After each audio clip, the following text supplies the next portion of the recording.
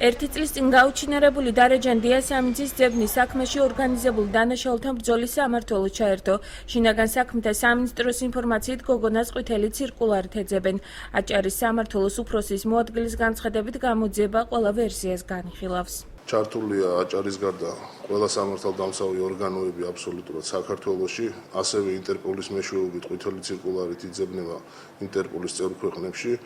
მოსულია პასუხები ორიენტირებულები არიან, მისი ყვალის გამოჩენის შემთხვევაში აუცილებლად დაგვიკავშირდებიან და გვაცნობებენ. საგამოძიებო ჯგუფში ჩაერთო ცენტრალური კრიმინალური პოლიციის დეპარტამენტის ორგანიზებულ დანაშაულთა ბრძოლის სამმართველო, იყვნენ ჩამოსულები, შეხვდნენ ოჯახს, გაეცნენ საქმეს, დაგეგმეს ღონისძიებები, გეგმები. დარეჯან დიასამიძის ოჯახის წევრები გამოძიების მსვლელობას უიმედოდ უყურებენ. ამირან დიასამიძე ამბობს, რომ საქმის დეტალებს მას უმალავენ და გამოძიება შეგნებულად ჭიანურდება. ინტერპოლი უნდა იყოს ჩართული დიდი ხანია, მაგრამ არა არ ჩართული. ინტერპოლი არა. არის ყვითელი ზოლით, როგორც ტამოჟინიაზე თუ გადმოვიდა, დაფიქსირდება თუ არა, ინტერპოლი არ ნიშნავს, რომ ჩემ სოფლიოში აფიქსირებს ნებისმიერი ქვეყანა და აიმა. ინტერპოლი არა და მე ვფიქრობ, რომ არიძიებენ, როგორც საჭიროა. ისე არ მუშაობენ. ეჭვი მებადება, რომ რაღაცას მიმალავენ მაშინ. პროკურატურას და სამმართველოს. თხოვე ბატონ თამაზაშვილის, რომ შემახვედროს ალექსანდრე ჭიკაიძე. ვარს მეუბნება, რა ის მეუბნება არ ვიცი, ადვოკატის საქმეზე ვარს მეუბნება. მოკლედ ეჭვი მებადება ხო რაღაცანაირად. დასრულდეს ეს ჩვენი უსასრულო ზმანი. რას ნიშნავს დაიკარგა? არ ინახა ნემსი არა, ქინძის თავი არა. უშედეგოდ ეძებენ, ალბათ და უიმედოდ უყურებთ ჩვენ ამას. ის რომ მკვდარი იყოს, გამოჩნდებოდა აქამდე, ის ცოცხალია, რატომ ვერ ინახა?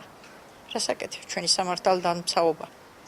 გოგონას გაუჩინარების შემდეგ ერთი წლის განმავლობაში ოჯახში არაერთ ვერსიას განიხილავდნენ. ნათესავები აქტიურად აკონტროლებდნენ დარეჯანის სოციალურ ქსელს, სადაც მისი გაუჩინარებიდან რამდენიმე დღეში უცნობი პროფილი შეიქმნა და დარეჯანის სახელით ოჯახთან კავშირის დამყარებას ცდილობდა. ნათესავებში ეჭვს აჩენდა გოგონას გაუჩინარების დღეს მისი პირადი მობილურის რამდენიმე წამით ჩართვაც. ბიძაშვილები ადგენს სამსახურში წევიდნენ და თვითონაც საერთზე წამოსულა იქიდან, ბიცოლამისმა ჩაიდალიაო და ლამაზად გამოაცილეო, წამოსულა იქიდან მოდიოდა სახში მომავალი და არა მევიდა სახში. მას მერე არაფერი არ ისმის, სულ ვეძებთ ყველგან არსად არ არის. 3:09 წუთზე წამიერად ჩაერთო ტელეფონი.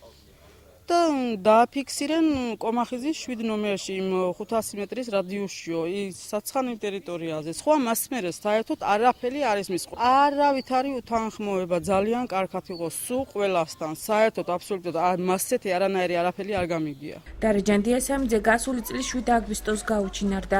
გოგონა სტუმრად ნათესავთან დარჩა, საიდანაც ოჯახში არ დაბრუნებულა.